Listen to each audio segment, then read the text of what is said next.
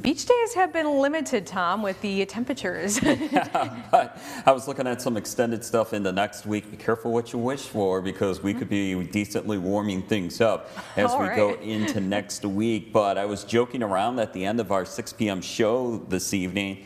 And I was like, I thought we were done with this map with temperatures in the Right. lower 30s, and even this map with the National Weather Service putting this on their social media pages and their website. And I also shared this to our WJMN Local 3 Facebook page. I know some of the numbers are smaller to see, and I have posted this on our 906 Weather Watchers page, so feel free to go in there and take a look at it, or feel free to join as well. But you can see Yellow Dog here, Marquette County, 27 degrees, and 2 miles southeast of Rapid River, 28. Ishpeming this morning, 29. And you can see some other numbers here. Sawyer, Marquette Sawyer, wind 32.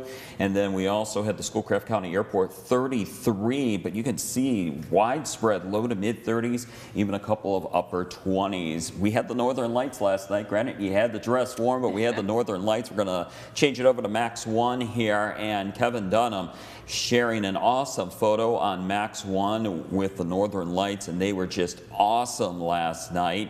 And you can see just a beautiful Northern Lights photo here, and you can see just beautiful. We've had a good number of Northern Lights shows here, and we had another decent one last night as well with weather conditions cooperating. Thank you, Kevin, as always, for your awesome photos around the Munising area. All right, John Fuse, shortly before 5 a.m. This was a chilly sunrise, but a beautiful sunrise here. John Fuse, Iron Mountain. Thank you for your photos around the Iron Mountain area. And then Ron Pavlik, that's some frost here on the morning of June 11th. I thought I was done showing these photos here, and let's hope I'm done showing these frost photos until late September here.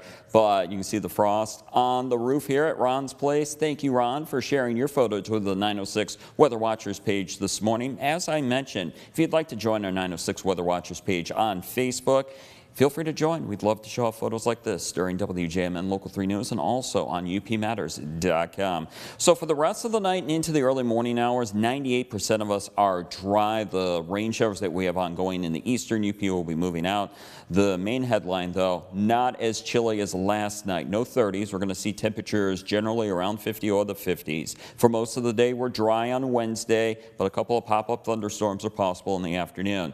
Wednesday evening, especially after sunset west of Marquette, we'll be watching some strong to severe thunderstorms across northern Minnesota. Can they hold together into the western UP? It's going to be wait and see, but if they can hold together, some of the storms could be stronger with some hail, gusty winds, and perhaps some heavier rain. Temperatures overall, Becca wants some more beach days here at Teal Lake. She may get her wish next week, the exception Friday when it is a little bit cooler, but overall we're going to be warming things up, and potentially early next week we could warm things up. And it may come with some humidity as well. Stay tuned. Also, when we start to warm things up at times, and when we get into a warmer weather pattern, we do start to see a little bit more in the way of thunderstorm action, but we'll have to wait and see how next week all pans out. In the meantime, for most of us the rest of the night, we're dry. Exception maybe a pop-up rain shower here and there, and maybe some patchy fog. Tomorrow afternoon, the clouds may pick up the pace. Could see a pop-up rain shower or thunderstorm tomorrow afternoon. And then here comes your better chances of rain showers and thunderstorms